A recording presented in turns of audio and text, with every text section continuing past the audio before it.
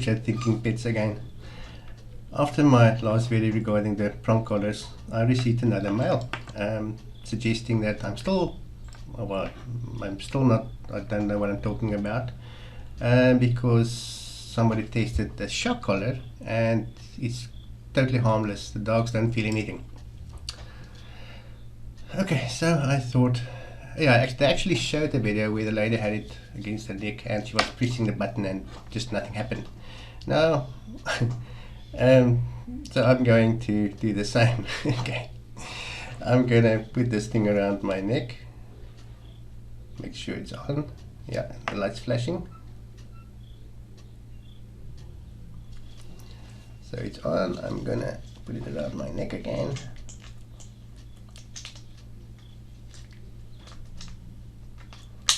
There we go.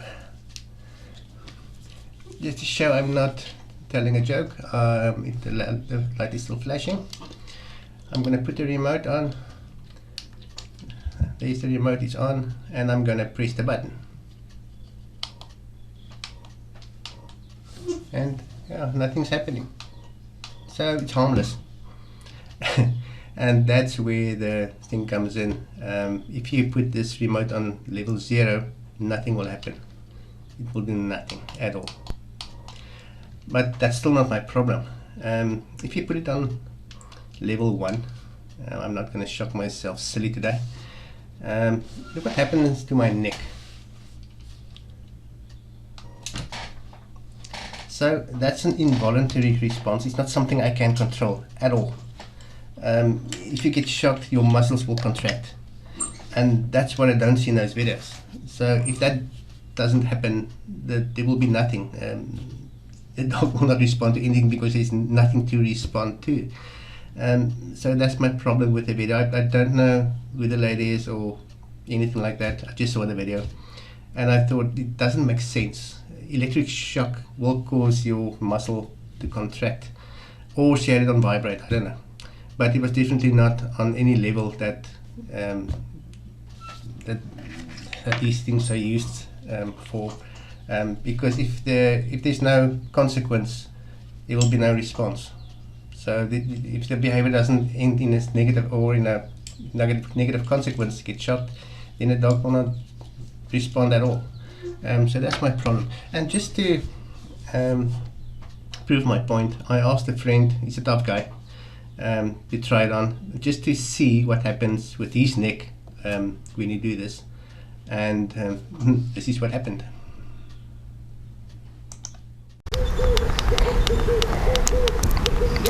Okay, so if you look at his neck when I hit the button,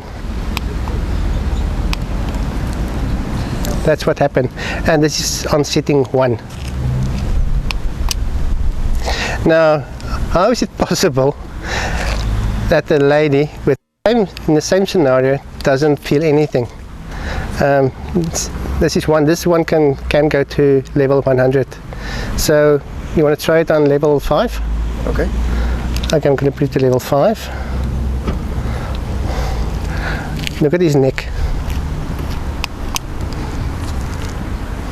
So that's on level 5. Now you see my problem with social media. You must choose wisely what to believe and what not to believe. And if you still don't believe me, I have an idea. If you're in the George area and you really want to find out whether this thing can hurt you or not, drop me a comment and I'll set it up and we'll test it. I'll bring it to you and we'll do a test and see how you respond to it. Not on level 0 because that will do nothing.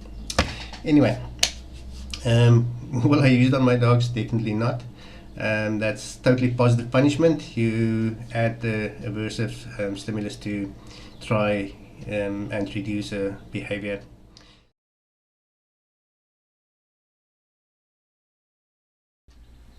It can also be used for negative reinforcement, where you remove an aversive stimulus in order for a behavior to be repeated.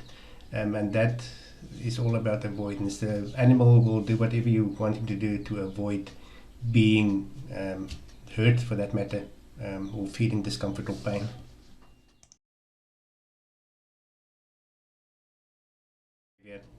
So now imagine this. I put this collar on you, and each time you open your mouth to say something, I shock you. That will be scary, painful, and unfair, I think. But with the bar collars, that's exactly what we do. We suppress a normal dog behavior. We suppress a way of communication. So it's really unfair. It borders on barbaric. Sorry, tongue twist. Anyway, that's the shock video. If you're interested, let me know. I'll set it up. We can test it on your neck or arm or wherever, and you can give your opinion. Thanks for watching. Bye.